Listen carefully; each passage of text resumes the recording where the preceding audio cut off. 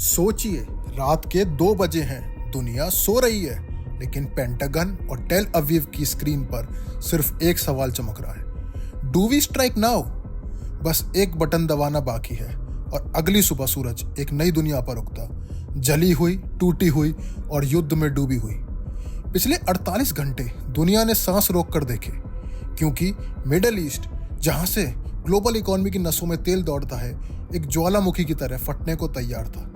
अगर वो फटता तो आग सिर्फ रेगिस्तान में नहीं फैलती, बल्कि न्यूयॉर्क के स्टॉक एक्सचेंज, शंघाई की फैक्ट्रीज और दिल्ली के फ्यूल पंप्स तक पहुंचती। ईरान की सड़कों पर जन जिंदगी आज़ादी के नारे गूंज रहे हैं। महीनों से प्रोटेस्ट, हजारों मौतें, इंटरनेट ब्लैकआउट, 40% से ज़्यादा महंगाई और रोटी के लिए तरसती जनता।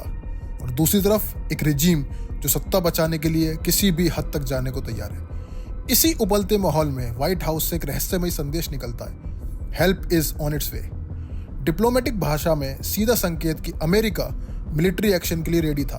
कतर के अल उदीद एयरबेस से यूएस ट्रूप्स रिलोकेट किए गए। इजरायली एयरफोर्स हाई अलर्ट पर थी।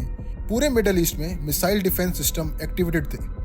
बस एक प्रेसिडेंशियल ऑर्डर बाकी था, और अगर वो आता तो यूएस मिसाइल्स सीधे ईरान पर गिरती। इजराइल की head of the octopus doctrine के तहत अब इजराइल के निशाने पर ईरान के प्रॉक्सीज जैसे हिजबुल्लाह या हमस नहीं, बल्कि सीधा टेहरान टारगेट पर था।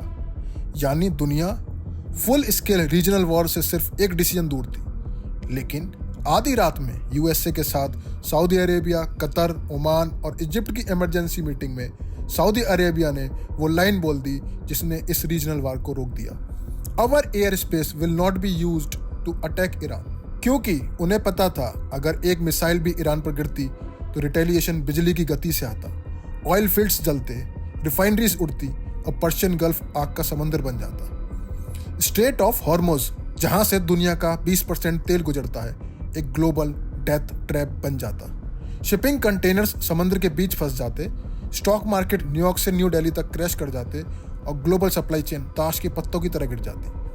सऊदी और कतर ने सिर्फ ईरान को नहीं, बल्कि हमारी रोजमर्रा की जिंदगी को बचाया। लेकिन यह कहानी का एंड नहीं, यह सिर्फ पॉज है। इजराइल अभी भी ईरान को अंदर से खोखला करने की स्ट्रेटजी पर काम कर रहा है।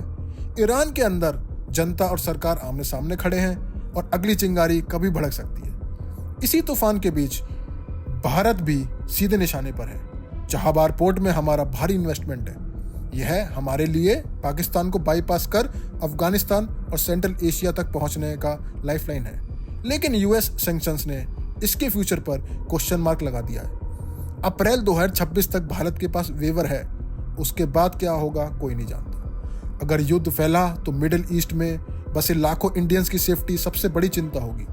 अगर तेल महंगा हुआ तो हर इंडियन का बजट हिलेगा, और अगर सप्लाई चेन टूटी तो इंडियन इकोनॉमी की कमर टूट जाएगी। आज सवाल सिर्फ ईरान बनाम अमेरिका नहीं, सवाल है क्या इंडिया अपनी स्ट्रेटेजिक ऑटोनॉमी बचा पाएगा, क्या चाबहार सर्वाइव कर पाएगा, और क्या हम इस आने वाले भूचाल से खुद को बचा पाएंगे। क्योंकि इस बार लड़ाई सिर्फ जमीन की नहीं, पूरे वर्ल्ड ऑर्डर के फ्यूचर की है। तो अब आप बताइए, क्या इंडिया को अपनी फॉरेन पॉलिसी पर नए सिरे से सोचना चाहिए? कमेंट्स में अपनी राय लिखिए, वीडियो को लाइक और शेयर कीजिए ताकि हर इंडियन समझ सके ये तूफान दूर नहीं, ये हमारे दरवाजे पर दस्तक दे चुका है। जय हिंद।